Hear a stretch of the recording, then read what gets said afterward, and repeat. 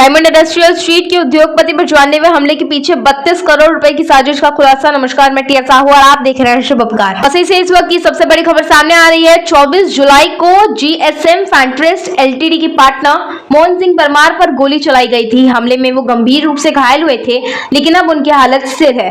Police जांच में सामने आया है कि कंपनी के दूसरे पार्टनर सागर भानुशाली ने शेयर बाजार में घाटे के बाद मोहन सिंह के शेयर 32 करोड़ में खरीद लिए थे। आरोप है कि पैसा बचाने और कंपनी पर कब्जा करने के लिए उन्होंने यूपी से शूटर बुलवाया गया था और हत्या की साजिश रची गई थी। वैसे पुलिस ने इस पूरे मामले में 7 लोगों को गिरफ्तार किया है, जिसमें मुख्य साजिशकर्ता और शूटर भी शामिल है। इस पूरे विषय पर पुलिस ने क्या कुछ कहा, ये जानते हैं कि 24 तारीख को जीएसएम फाइल्स करके कंपनी है, डायमंड इंडस्ट्रियल एस्टेट, इस एरिया में एक कंपनी है।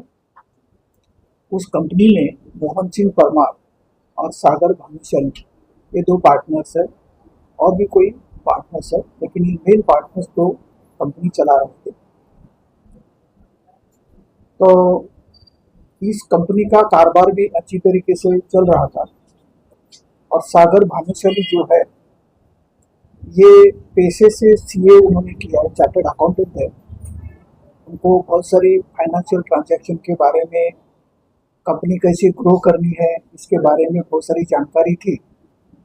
और पहले वो कंपनी के लिए काम करते थे, और जैसे जैसे उन्होंने कंपनी के ग्रो होने में, कंपनी का जो आर्थिक स्तर है बढ़ाने में, जो उन्होंने उनका जो नॉलेज उन्होंने इस्तेमाल किया, उसकी वजह से कंपनी की ग्रोथ बहुत सारी अच्छी तरीके से चल रही थी। धीरे धीरे वही जो कंपनी के लिए काम करने वाले थे, वही उस कंपनी में पार्टनर बन के आ गए। तो ये जो भानुशाली है, सागर भानुशाली, ये इंडिपेंडेंटली वो इन्वेस्टमेंट भी करते थे, बहुत सारे शेयर मार्केट्स में वो इन्वेस्टमेंट करते थे। जैसे वो इन्वेस्टमेंट करने लगे, तो उसी दौरान उनको शेयर मार्केट में लॉस आ गया। शेयर मार्केट में लॉस आ गया, ऐसे उनका वर्जन है। और वो लॉस आ गया, तकरीबन 55 करोड़ का लॉस आ गया, 85 करोड़ से। तो उन्होंने ये सोचा, और बहुत सारे लोगों से पैसा लेके उन्होंने शेयर मार्केट में पैसा डाला था। तो जैसे जैसे शेयर मार्केट में उनका 55 करोड़ का लॉस हो गया, तो उनके मन, बहुत सारे लोगों से इन्वेस्टमेंट करने के लिए जितना पैसा लिया था, वो लोग उनके पीछे पड़े और उनसे पैसा मांगना शुरू कर दिया। तो उन्होंने, इनके जो पार्टनर है मोहन सिंह परमार, इनके सामने एक प्रस्ताव रखा। ये प्रस्ताव में ऐसा उन्होंने रखा कि अभी तो मैं नया पार्टनर हूँ, अभी 6 महीने के बाद ही मैं कंपनी का शेयर्स मेरा जो है बेच सकता हूँ। तो तब तक आप ये आपका कंपनी का शेयर्स बेचे, और जो पैसा आएगा उससे मैं जितने भी लोगों का मैं कर्जदार हूँ, उन सब का मैं पैसा दूंगा। ऐसा उन्होंने उनको कन्विंस किया, बहुत सारी मीटिंग की। बाद में परमार ने उनको कन्विंस होने के बाद उनके हिस्से के शेयर्स बेच दिए, और 32 करोड़ का पैसा जो लिक्विड मनी उनके पास आया था, थोड़ा बहुत पैसा इनके अकाउंट में डाला। और बहुत सारे कर्जदार जो भानुशाली था, इसके अकाउंट में उन्होंने कैश या पैसे से, लिक्विड पैसे से उनको कर्जा चुकाया। जैसे जैसे वो काम शुरू हो गया, लेकिन इनका ये था कि इनका 55 करोड़ का लॉस हो गया, और भी लोगों के पैसे देने थे। तो इस चक्कर में इस भानुशाली 2-3 महीने से उनके चक्कर में ऐसा आ रहा था, मन में ऐसा आ रहा था कि यदि मैं इसको ही खत्म करूं, परमार को, जिसने उसको कंपनी में एंट्री दिया था, जिस कंपनी के लिए वो पहले काम करता था, उसको खत्म करूं, तो जो 32 करोड़ है, तो ये देने का कोई सवाल ही नहीं आता है। और धीरे धीरे कंपनी का जो मालिक है, ये खुद बन जाए। तो ऐसा उनके मन में आया, और उसने एक प्लानिंग करना शुरू कर दिया। तो उसका एक फ्रेंड है, उसका फ्रेंड को उसने ये सुझाव दिया, और उस फ्रेंड ने वो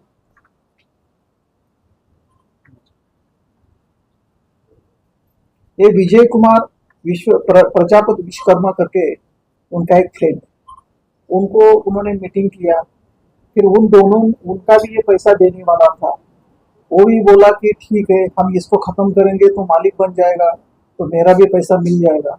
ऐसा करके और उन्होंने पिस्टल कहाँ से लाना, शूटर्स कहाँ से लाना, इसका प्लानिंग की। ये प्लानिंग करने के बाद पिस्टल लाने के लिए वो यूपी चले गए। तो ये जिसको पहले भेजा था वो वापस नहीं आया, फिर ये खुद चले गए पिस्टल पिस्टल लाने के लिए। तो पिस्टल उनको मिल गया।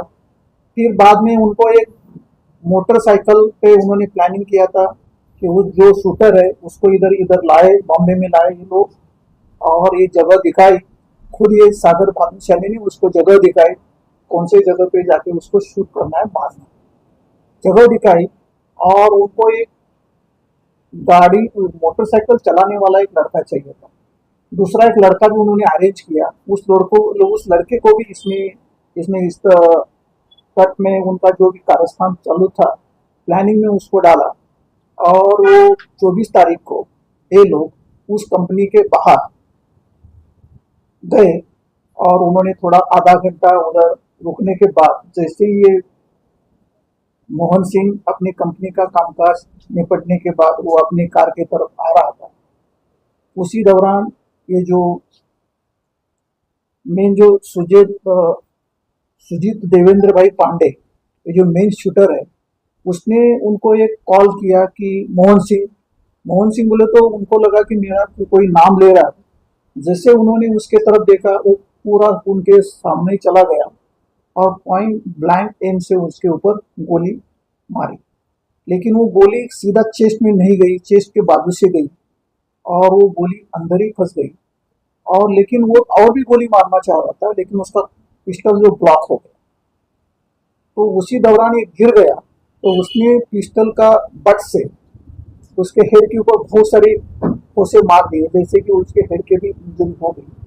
और जख्मी अवस्था में वो मोहन सिंह को ये रिद्धि विनायक करके हॉस्पिटल है नाला सोपारा, उधर के डॉक्टर ने भी बहुत कुछ मेडिकल अच्छी ट्रीटमेंट दी और आज के तारीख में उनका सब ऑपरेशन वगैरह सक्सेसफुल हो गया है और उनकी प्रकृति भी अभी आज बहुत सारी स्थिर है। ये जो जिन्होंने फायरिंग की वो कौन से गैंग कंप्लीट ये जो सुजीत गैंग वगैरह अभी तक हम इसके बारे में हम पता कर रहे हैं, लेकिन ये जो शूटर है जिसने गोली दागी थी उसको हमने अरेस्ट किया। अभी ये जो लोग हैं ये यहाँ से जैसे शूटिंग करने के बाद जो मोटरसाइकिल से यहाँ से मोटरसाइकिल यहाँ वहाँ छोड़ दिया और वहाँ से वो भाग निकले अपने अपने जगह। अभी इन्होंने ये प्रिकॉशन लिया था, जो मेन शूटर है सुजीत पांडे, उसने अपना मोबाइल यूपी में रखा, ये बलिया का रहने वाला है। और जो दूसरा है जो गाड़ी चला रहा था अनूप, उसने भी अपना मोबाइल उसके साथ में नहीं रखा। दोनों ने भी ये कोशिश किया था कि कोई भी पुलिस इन्वेस्टिगेशन होने के बाद हम फोन से किसी से बात नहीं करेंगे। फोन ऐसे जगह पे रखे थे कि जैसे कि पुलिस इन्वेस्टिगेशन के बाद पता हो, किसी को भी भनक न लगे, पुलिस हमारे तक न पहुंचे और हमको अरेस्ट न हो जाए। तो ये पूरा प्लानिंग करके वो अपने अपने एरिया में भाग निकले। लेकिन जैसा इन्वेस्टिगेशन चालू हो गया तो हमने यहाँ का जो जख्मी हो गया, जो आदमी को गोली लगी है, उसके साथ उसका जो मोबाइल फोन है और बहुत सारे लोग इसमें हमें जिसका भी संशय आता था, सबके फोन, सबके जो भी टेक्निकल एविडेंस हमने कलेक्ट किया और उसमें हमें एक शक मिला, एक चिट्ठी मिली। जो जख्मी है उसके फोन से इसका टेक्निकल, जो महाराष्ट्र साइबर करके हमारा साइबर डिपार्टमेंट है, वहाँ पूरा टेक्निकल एनालिसिस करने के बाद कोई चिट्ठियाँ उसमें मिली फोन से और वहाँ से हमारा टारगेट फिक्स हो गया। उसी दौरान हमने सीसीटीवी जितने भी थे सबका डाटा निकाला था, वहाँ से भी हमने कोशिश किया। फिर जो मोबाइल फोन का जो डेटा, मेटा डेटा है, वहाँ से भी हमने कोशिश किया है। और तीसरी महत्वपूर्ण बात यह है कि हमने यहाँ वहाँ के जितने भी इंटेलिजेंस इनपुट्स आते हैं उसके ऊपर भी ध्यान दिया था। लेकिन ये सब वर्कआउट होने के बाद जैसे ये विक्टिम को भी अभी आज तक उसको कॉन्फिडेंस है कि वो सागर भानुशाली उसके ऊपर कभी भी हमला नहीं कर सकता। इतना ये उसके फेवर में था, ये मिलजुल के काम कर रहे थे, लेकिन ये कर्जबाजारी होने की वजह से उसने सब प्लानिंग किया है कंपनी का मालिक बनने के लिए। और इसमें जो लोग यूपी से फायरिंग करने के लिए आए थे, एक लड़का गुजरात से आया था जो गाड़ी चला रहा था, जो लोग यहाँ बॉम्बे में रह के प्लानिंग कर रहे थे, ऐसे कुल मिला के 6 लोगों को हमने आज अरेस्ट किया है। पूरा टेक्निकल एविडेंस हमारे पास है और ये एविडेंस का प्रूफ होने के बाद ही हमने सब लोगों को अरेस्ट किया। सर वो पिस्टल जो थी वो कहाँ से ली थी, किसके नाम पे थी, क्या है उसका? अभी उसका इन्वेस्टिगेशन जरूरी है। अभी कल ही उसको पकड़ा है, कल ही यूपी से उसको पकड़ा है। क्या पिस्टल की रिकवरी हो गई है? पिस्टल अभी तक मिला नहीं है, उसका भी इन्वेस्टिगेशन चालू है। और जो भी टेक्निकल एविडेंस जहाँ तक हमें उसको पहुंचना था, जो पुलिस का जो कौशल्य रहता है, उस कौशल्य का इस्तेमाल करके हमने अरेस्ट किया। एक जो शूटर है उसको यूपी का बलिया से उसके घर से पकड़ा, और दूसरा एक आरोपी था जो पिस्टल लाने के लिए गया था, उसको आजमगढ़ से पकड़ा। सर इस मामले में यूपी एसटीएफ ने भी एक प्रेस नोट जारी किया है कि आरोपी वहां पकड़े गए। बराबर है, यूपी के एसटीएफ और हमारी पुलिस की टीम कोई भी स्टेट में, यहाँ यदि यूपी की टीम यहाँ मुंबई में भी आती है या मेरा भाईंदर में भी आती है, तो हम यहाँ के लोकल पुलिस होने की वजह से उनको मदद करते हैं, क्योंकि लोकल जो इनपुट्स है ये लोकल पुलिस स्टेशन के पास रहते हैं। इसलिए हमने उन लोगों की मदद ली थी। वो लोग और हमारा इनपुट ये दोनों ने मिला के, दोनों की मिल के कार्रवाई हो गई। सर सागर ने कितने रुपए की सुपारी दिया था, और जो बाइक ड्राइविंग कर रहा था उसको कितने पैसे की कहा गया था? कुल मिला के शुरू में जब इन्होंने प्लानिंग किया था, जो मेन इसमें जो प्लान में कोऑर्डिनेटर करने का था विजय कुमार विश्वकर्मा, इसको 5 लाख रुपए दिए थे शुरू में। पूरा काम कंप्लीट तमाम होने के बाद उसको 35 या 40 लाख तक का उसमें उन्होंने आश्वासन दिया, पूरा काम तमाम होने के बाद। लेकिन बाइक की भी रिकवरी हो सकती है, इन्वेस्टिगेशन का पार्ट है, वहां तक हम वो किसके नाम पे? वो सब पता, वो इन्वेस्टिगेशन का पार्ट है। गिरफ्तार आरोपी का बैकग्राउंड? गिरफ्तार आदमी ऐसे बोल रहे हैं, वहाँ के जहाँ तक हमें जानकारी है, एक गिरफ्तार जो आदमी है वो कुछ काम नहीं करते।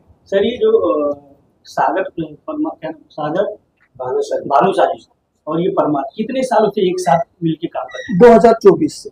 वैसे तो ये 2019 से उनके साथ जुड़ा है और 2024 में उसने एंट्री की उसकी कंपनी में। 2019 में वो उनके लिए काम कर रहा था, कंपनी कैसी ग्रो करनी, उनको सलाह देना, ये करना, वो सब काम कर रहा था।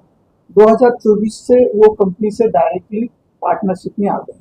यूपी एसटीएफ ने पिस्टल जारी किया है, उसमें उन्होंने बताया कि गिरफ्तार आरोपी अंतर्राज्यीय ग्रुप के हैं और 25,000 इनामी बदमाशी थे। तो उनका हमने अभी वेरीफाई नहीं किया। यदि उनकी कोई वो लोकल पुलिस है, उनकी जानकारी ज्यादा हो सकती है। हमारे पास टेक्निकल एविडेंस था, इसके लिए हमारी टीम वहां तक पहुंच गई। जो भी उनके एविडेंस यहाँ उन्होंने छोड़े थे, वो टेक्निकल एनालिसिस के बाद हम वहां तक पहुंच गए हैं। और ये पक्का है कि हमने जो अरेस्ट किया है एसटीएफ की मदद से, टेक्निकल एविडेंस के आधार पे अरेस्ट किया। सर ये आरोपियों ने ये जो इस घटना को अंजाम देने के बाद वो तुरंत निकल गए थे मुंबई से, या फिर कुछ दिन यहाँ पे रुके? नहीं, तुरंत और निकल निकले थे तो कैसे? नहीं, यहाँ से बाइक से निकल गए और कॉमन एरिया में, यहाँ का जो कॉमन एरिया है उस एरिया में बाइक को छोड़ के वहां से निकल गए। शुभकार से टिया साहू की रिपोर्ट। ऐसे और तमाम बड़ी खबरों के लिए बने रहिए हमारे साथ और देखते रहिए शुभकार।